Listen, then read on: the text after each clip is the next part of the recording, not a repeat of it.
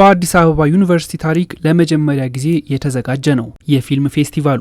በዛሬው ዕለት በይፋ የተጀመረ ሲሆን በአለ የስነ ጥበባትና ዲዛይን ኮሌጅ የማስተርስ ተማሪዎች የተሰናዳም ነው። ከዛሬ ሰኔ 12 እስከ 14 ለ3 ቀናት የሚካሄድ ሲሆን የሊቃውንት እይታ ማንነትና ትስስር የሚል መሪ ቃልንም ይዟል። የፊልም ተማሪዎችና ጀማሪ የፊልም ወጣት ባለሙያዎች ከፊልም ኢንዱስትሪው ጋር ትስስር እንዲፈጥሩ የሚያስችል መድረክ ማዘጋጀት ነው። ከዛም መነሻነት ፊልሞች ተሰብስበው ለእይታ ይቀርባሉ። የቀረቡት ፊልሞች ላይ ውይይት ይደረጋል። ከዛም ባለፈ ደግሞ ሙያው ላይ አንጋፋ የምንላቸው ባለሙያዎች ፓናል ዲስከሽን አድርገው ውይይት ይፈጠራል። ስለዚህ የእውቀት ክፍተት እየሞላን ራሳችንን ለገበያው አቅርበን ማንነታችንን እያሳየን ትስስር መፍጠር በሚል ዓላማ የተዘጋጀ ፊልም ፌስቲቫል ነው።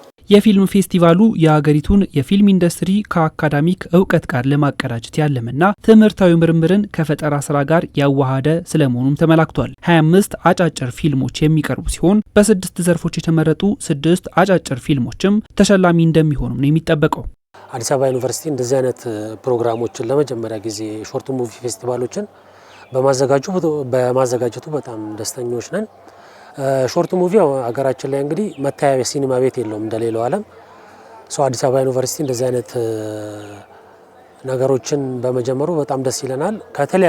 ከትላልቅ ባለሙያዎች ጋር ከመምህራን ጋርም የተለያዩ ሀሳቦችን ተለዋውጠን ነገ ወደ ፉል ሙቪ ወደ ፊቸር ፊልም ስንገባ የተሻለ ነገር ይዘን እንደምንገባ ተስፋ እናደርጋለን። የተለያዩ ባለሙያዎችን አሳትፈናል እዚህ ስራ ላይ። የተለያዩ ሲባል ከቴክኒካል የፊልም ቴክኒክ ከምንላቸው ወይም ኤሌመንትስ ከምንላቸው ተነስተን የተለያየ ሀሳብ ያላቸውን ሙያው ላይ በጣም የሚሰሩ ሰዎችን አሳትፈናል። ፕሮጀክቶቻችንም እንደ ተማሪ ደግሞ ስላሳተፍናቸው ስለሚያውቁ ቅርበት ስላለን እነሱ ምን ያክል እንደ ተማሪም እንደ አማተር እንኳን ባንለውም እንደ ጀማሪም ደግሞ ምን ያክል ደረጃ ነን ያለን የሚለውን እንድናሳያቸው እንፈልጋለን። ይሄ ደግሞ ትልቅ መድረክ ነው። በፊልም ኢንዱስትሪው ልምድ ያካበቱ ባለሙያዎች ተሞክሯቸውን የሚያካፍሉበት የፓናል ውይይትም ተዘጋጅቷል። ይህም ለወጣትና አዳዲስ የፊልም ባለሙያዎችን ለማበረታታት ያለው አበርክቶ ከፍተኛ እንደሆነም ታምኑበታል። ለ3 ቀን ነው የሚቆየው። ወደ 25 ፊልሞች አይደል? እነሱ ውድድር ተደርጎ ከነሱ ደግሞ የተሻሉት ያው ውጤትም የሚሰጣቸው ነገር ይሆናል። ግን ሂደቱን ነው የሚማረውና ውይይቶች፣ ሌሎች ነገሮች ይኖራሉ። እዚህ ይሄንን ፕሮግራም ኦን ለማድረግ የመጣችሁበት ሂደት ነው ስኬቱ። የኛ ስኬት ያ ነው። በጣም የሚገራርሙ ፊልሞች ነው ያሉት እዚህ ከኛ ተማሪዎችም በተለይ ደግሞ ከኛ ውጭ ያሉትም በጣም ከነሱ ጋር መስራት እንፈልጋለን የሚያስብሉ ልጆች አሉ። በጣም ቆንጆ ፊልሞች አሉና ዳኞች ተፈትነዋል።